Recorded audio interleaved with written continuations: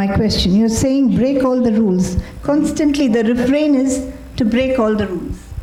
Oh, break all the rules. Now here we have to be a little careful. You, in spiritual life, not this novel, I'm talking about breaking rules. You need to follow some procedure, some rules. If you have to take a piece of clay, which is shapeless, and make it into an image. You need a mold. Once you have fitted into the mold, if you want to take the image out, what do you have to break? The mold. Otherwise it's always stuck inside. So it's like that. It's like a great dancer. Then when the dancer becomes an expert by learning the rules and then innovates, people say, oh, this is a great innovation. If I don't learn any dance at all, what will I innovate? So this is one of the points to note, that break the rules doesn't mean, see, all great geniuses, all great spiritual persons have broken some rules because they were going beyond what the world has thought to be right or wrong at that moment. I'll tell you a small example. I hope we have some time for that. I have lots of time. I have one for you. For you. Okay. So there is in the Dakshineshwar temple, there is an image. Of course, Kali is the main deity of Dakshineshwar.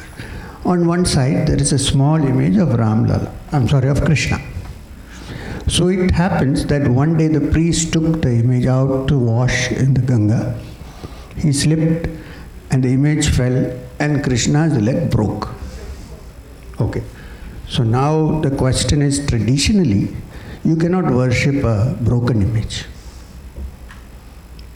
Now, Rani Rasmani, who ran the temple, who owned the temple, she called a huge meeting of scholars and to decide whether what is to be done with this image now.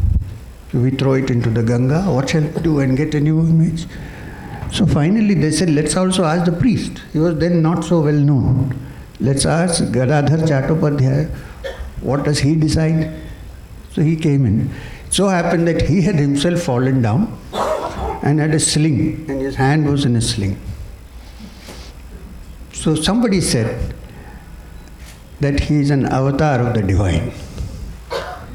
He said, I don't know, maybe or may not be, but this is the first time I'm seeing an avatar with a hand in a sling. And then he said, if the Rani's son-in-law falls and breaks his leg, would you throw him into the Ganga? Or would you replace his leg and put him back?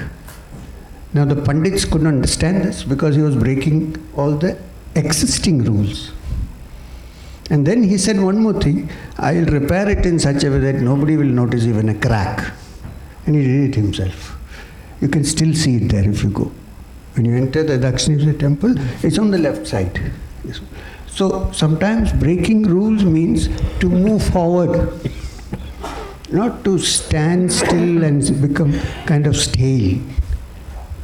And all the great avadutas, as you have mentioned when you spoke just now, are people who have broken rules, who have touched something and they follow no social norms. But an ordinary person cannot imitate that. It's to be noted. You can't imitate, you can't behave like Shunya, who suddenly in the middle of an audience takes off all his clothes. It can't be done, But people who have touched that, who have broken all barriers, that's what I mean. It's not just breaking rules, it's breaking barriers. Somewhere along the line you must distinguish between breaking rules and breaking barriers. So what I'm trying to say is that anthropologists would agree that the change from the chimpanzee to the Homo sapien happened when they started learning how to tell lies. Chimpanzee cannot lie. Which means the brain had expanded from fact to fiction. And therefore, those points which cannot be expressed by fact can sometimes be expressed through fiction. And fiction that way is a wonderful thing. Anybody can read fiction. If I write all this in prose as non-fiction, how many people will read it? Read it in fiction, they'll go through the story, and as they go along, they'll find out points. It'll get in without their knowledge. This is what I mean by this. It's a brand mark of an avaduta. He's free and boundless. He does what he likes. But if you look carefully, every even irresponsible action must be having some connection with what's going on. Which religion does the avaduta? Well, the avaduta usually is mentioned in the Indian scriptures, and I have met many avadutas. But you can also find them among the Sufis, the mad Sufis, who are completely crazy. So they are there everywhere. If you read the life of saints of the Christian religion, some of them were absolutely crazy. And once I read a book about a Buddhist monk who was completely mad and drunk all the time. They thought he was drunk. So drinking is not just imbibing liquor. Drinking is to lose your 1 + 1 is equal to 2 perspective and say that 2 and 2 could be 5. This is what I mean. This is not exactly what I mean, I'm trying to say so. No, I find many religious figures, characters are there in your text. So that's why I wanted you to talk about. There's one difficult question, which is that people like me, maybe some others, do not associate religion, spirituality with the sensuous. With the senses? With the sensuous. Sensuous, okay. Your book has a lot of response to the senses, and nudity is a motive which recurs.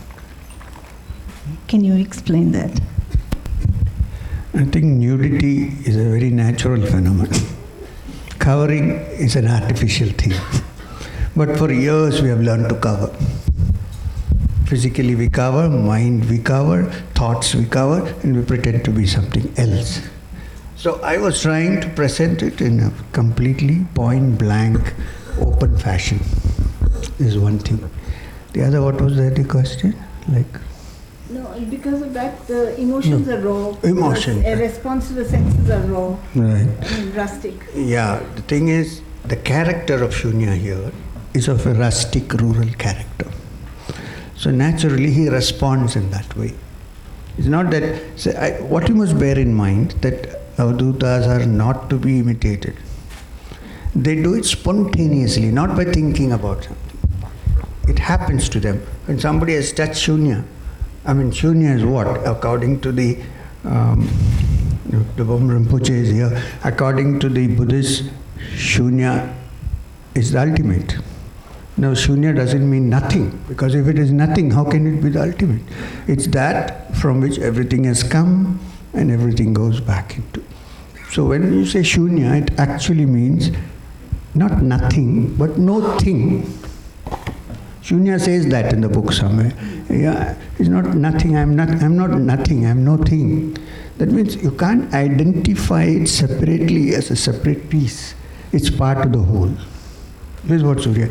And in such a character, why should he pretend? He is raw. He expresses emotions as he likes. He is not afraid of what people are going to think, what people are going to say. We usually feel, but we don't express because we're worried what the public is going to think. So this is the character. Can I add one point, if I may? What Mr. Raghunathan said that the sensuous and the spiritual are different. I would strongly disagree. In fact, our religion is the most spiritual as well as the most sensual. If you look at the images, if you look at Khajuraho, if you look at the Kalidasa, the Shiva Shakti, the making love, that's more sensual than anything else I've ever read. So the idea that sensual is one thing and spiritual is one thing, I think is entirely wrong. In fact, sensuality in a way is in, perhaps in some way, I make bold to say, the gateway to the spiritual. This is the teaching of Tantra. So when the Mahanirvana Tantra says, Bhogo yogayate, yoga is bhoga, that doesn't mean that you should indulge in orgies every day. What it means is that even in your physical enjoyment, there is an element of the spiritual. That's what it means. So you clarified it perfectly, and this is a corollary to what you said actually. So that's why you have this entire tantric literature. When you say tantra, people get frightened. They think it's something to do with cremation grounds and drunken orgies at midnight and so on. It's not that. It means to say that you enjoy, and while you enjoy, understand the spiritual aspect of it. This is what Shunya is trying to say. And nowhere does Shunya actually indulge in anything which would be considered as outwardly sensual. That also you will see. That's true.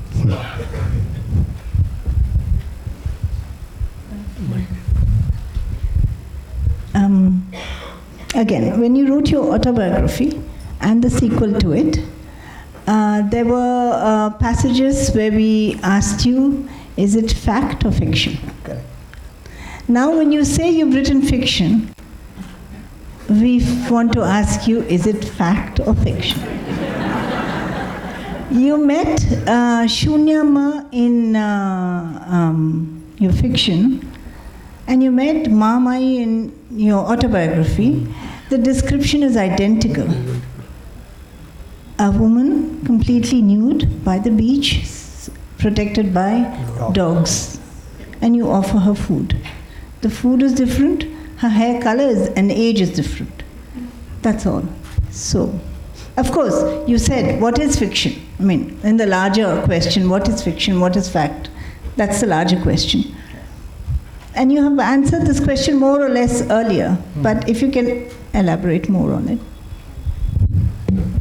I actually said that at the beginning, that this border line between fiction and fact is very thin. And all fiction is based on some fact. There is, as I expressed before, yes, many of the persons you see, their characters must be persons I met, but I have fictionalized them so that they don't be actual persons but are part of the story. Because I think storytelling is a very important part of spiritual knowledge and also other things.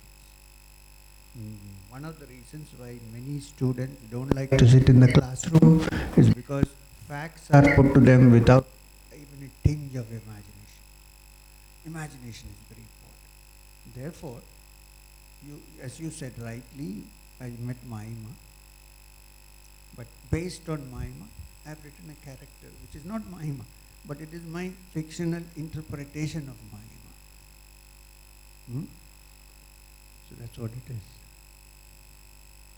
They can't be. You can't write any fiction without some fact. You cannot. What is fiction made of? Language. Language is a fact. You have alphabets, you have definitions. But then you build out of it. And from that, you learn many things, which is why even the greatest of yogic books have sometimes fictionalized. Like for instance, in the Nath Sampradaya, we have this book called Garanda Samhita.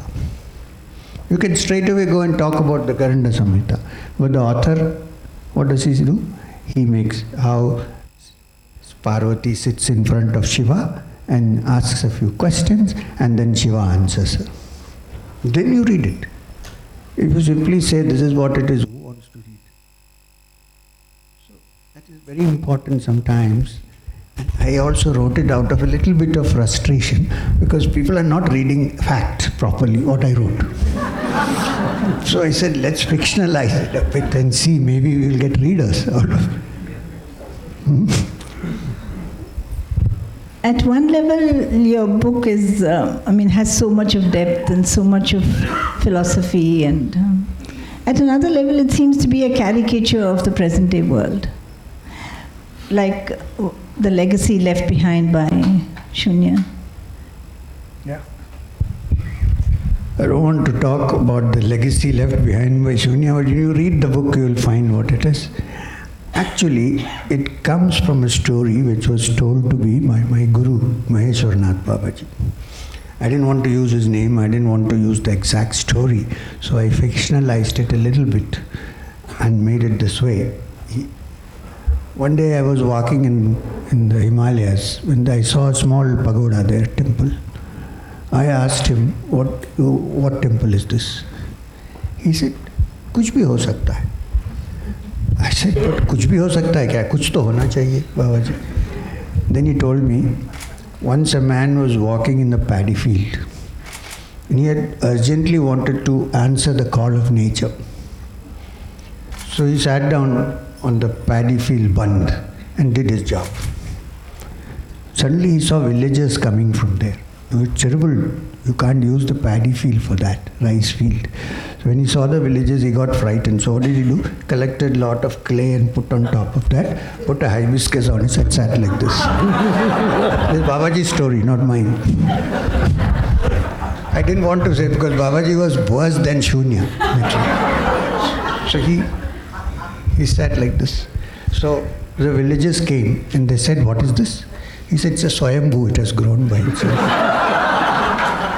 So they said, oh really? So everybody gathered and they built a temple and made it pakka. Their prayers were being answered. Whatever they wanted came by praying. And then Babaji asked me the final question, what is at the heart of it? I didn't know what to say. He said, shit. It's the same thing in the book. That's the story in the book. So when Shunya disappears, he leaves a little bit of dried stuff. Because he says, when Kabir died, he left some flowers, jasmine. I'm leaving this for you. And they build a temple. Huge temple. And their prayers are answered. And everybody says it's wonderful. Of course, some politicians take over that. Not like you, sir. They like the Karnataka politics. So that's what... But can I ask one thing here? The second coming of Shunya, that bit is very, very tantalizing. It's left, I mean, it's just very quickly brushed over as the girl. That is a very, very interesting thing. But don't give the story away. We would but the question is, will this have a sequel? Well, that's what I'm hinting at. What do you think I'm hinting at? That is going to be the sequel. So that's the question without telling giving away. Anyway, Amazon editors are here. I know. Amazon staff is here. So if you think there's going to be a continuation or a sequel for Shunya, I think there should be. There should be. Very clearly, reading the book, you can already envisage the serial. So what I'm trying to do now is probably I'll have a plot where you have a jean-clad young yogini. And who will be her guru? Shunya again.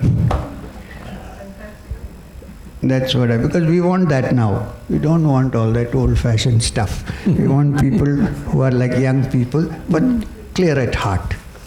Mm-hmm. And there is no other teacher than Shunya who can help them out with that.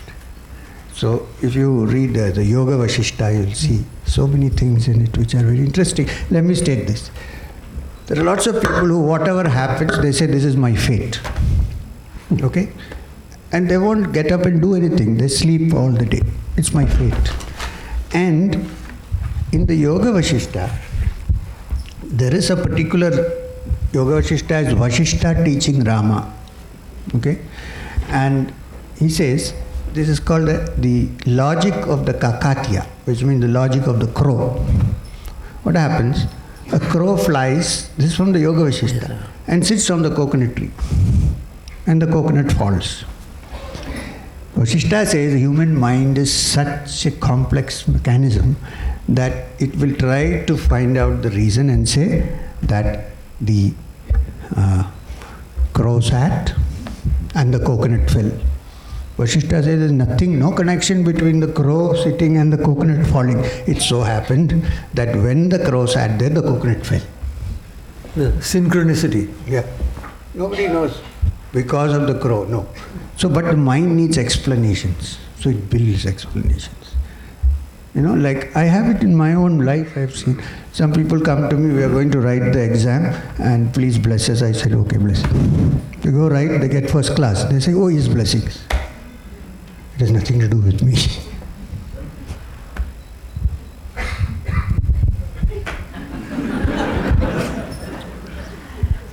So thank you so much. So I think more questions can be asked when everybody has read the book, for the fear of divulging more from the book.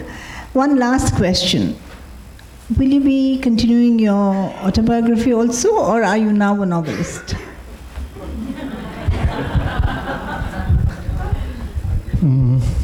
I have already continued in The Journey Continues as a second part. But I'm finding that people read it, but they don't take it very seriously. So I think better to write fiction. I know when I give Kriya review, Kriya Yoga, some people have taken initiation for Kriya Yoga. When I give a Kriya review, I say, this time, this is meant for people who have taken Kriya from me for 7 years and have never practiced it. This is the review. So it's like that. So I will, maybe I will continue the autobiography. Perhaps I will. But if ideas go in better in people's minds through fiction, then I would also do that. There is no harm. There is no fact and there is no fiction. That's all. Thank you so much.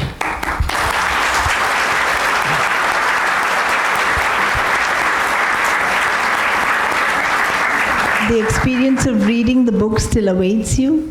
It is indeed an experience. It's not a collection of words. Thank you so much, sir. And I think we should thank Dr. Karan Singh for participating so much in the conversation. And we sincerely thank Debashri Rakshit, wherever she is, and Shweta Bhagat, who made this evening possible and who have taken great care to organize it so well. Thank you so much. A word of thanks to you for always coming for everything that we ask you to come. I know you're a busy man. No. Thank you very much, sir. I'm now retired. Thank you, Sulamait, for conducting everything so well. I knew you would. Very well. She did last time also. Thank you. And thanks for everyone who are here, the audience. I don't want to name anybody specially, but all the friends who are here, I thank every one of them, including Ambassador Sajana, Justice Chalameshwar, Dubhum Rinpoche, Mr. Marchant, Maneka Gandhiji, of course, and Dimple Kapadia is also here, and Lady Moini Kent from London, and of course, my daughter's in-laws, Moti Sagar and his wife, and Dr. Pandav, and not to leave out a young man, Varun Gandhi, and all our friends who are here. Thank you very much. And last, Jyoti, who is sitting here. Thank you.